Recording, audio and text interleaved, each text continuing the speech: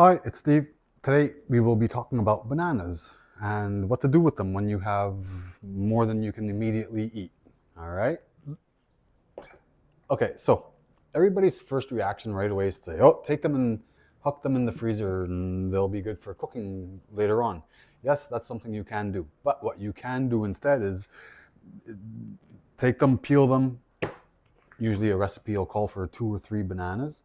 Um, Take them right away, peel them, put them in a plastic bag, mush them up in your Ziploc freezer bag, and then put them in the freezer.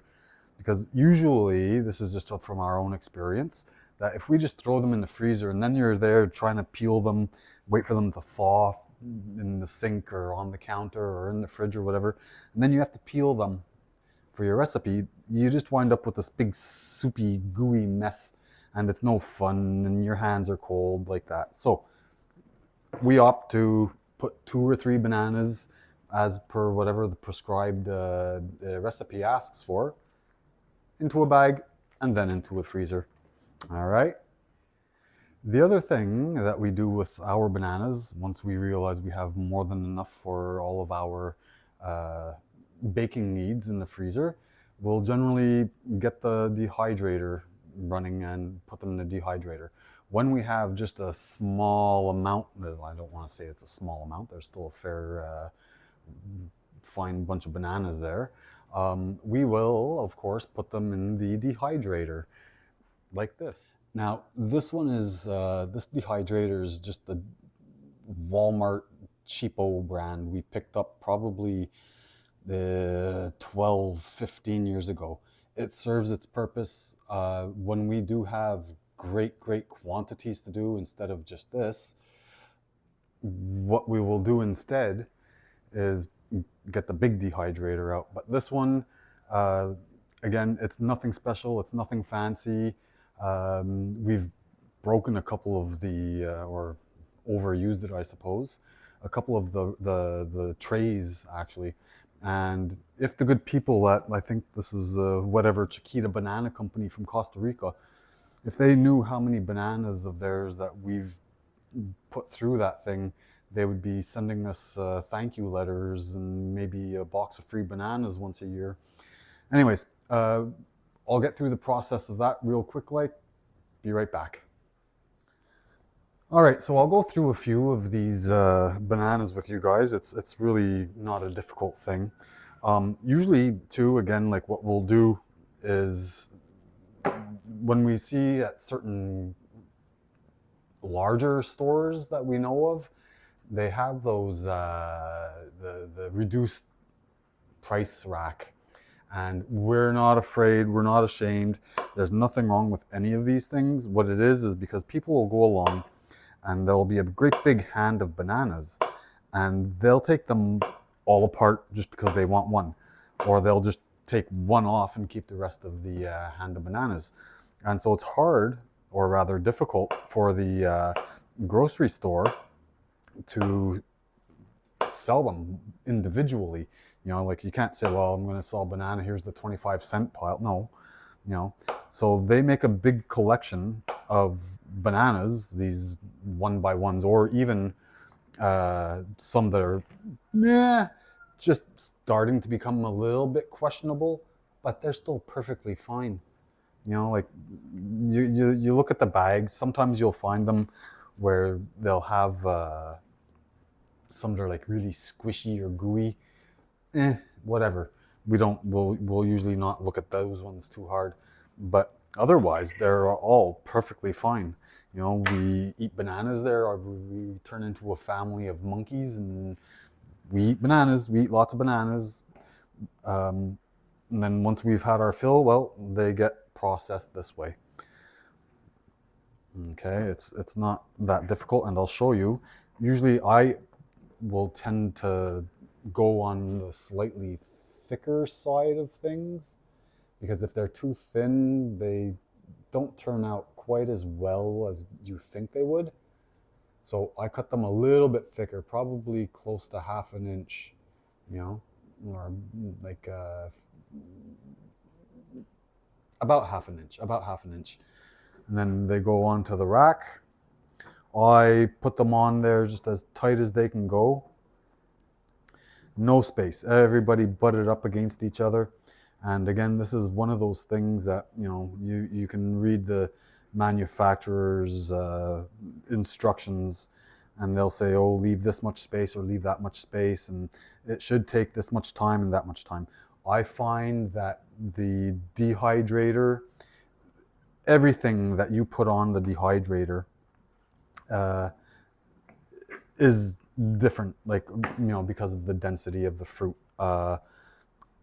So it's not one of those things where, like with bananas, we'll say, for example, the manufacturer of product of whatever dehydrator it is, they'll say 18 hours, just turn it on. Because this little one here, it's got no temperature setting. Our big one does. So regardless, they'll say, put it on for 18 hours. And then you come back 18 hours later and it's like, well, they're either hard as a rock and bone dry, or they're still squishy and soft and gooey. And so, well, what did I do wrong? You didn't do anything wrong. This dehydrating process, particularly with these lower, I don't want to say grade, but the ones with the less options on them, we'll say, they're a little more finicky, and it's a very hands-on process. Like I'm forever, like, I'll put them on for a few hours there to start with, and then I'll go and I'll check and I'll look and I'll check each rack and I'll poke and prod. And you can see the progress of them starting to dry out. As they dry out, you touch them and you feel them, and it's one of those things that you have to do a couple of times, and if it's dehydrated or not. Like there is a humidity index for these guys that they're supposed to reach under 8% humidity or something like that in order for them to be considered dehydrated. But again, it's one of those things that you'll just learn and know just by touching it, by looking at it. Sometimes it can be deceiving, and or even sometimes when you pull your dehydrator, even a big dehydrator, you pull your trays out of your big dehydrator or off of the little one, and they're still hot. You're touching them, thinking, geez, that still feels kind of soft and squishy. They need the chance to air and to breathe for a second before you get the true measure of their dehydratedness, if that's a thing. Anyways, I'll chop up some more of these guys and we can talk a little bit more in just a little bit. I don't want to bore you with this because I'm sure that you can figure out how to cut a banana, right? And this again is one of those things that you don't really have to try to follow the curvature of the banana. For me, I don't really care. Like as I get going, you can see that some of these guys are kind of cut oblong. It doesn't matter. They're going to go on there and they'll dry anyways. All right. So I will be back momentarily with, I guess, another step of this process. All right.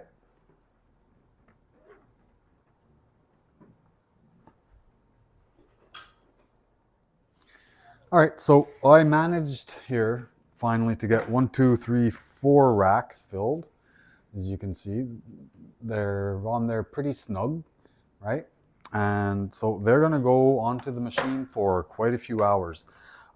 This is one of those things that, like we do eat an awful lot of dried bananas. Again, when we see them at the store in those bags for sale, like it's, I'd say better than half price.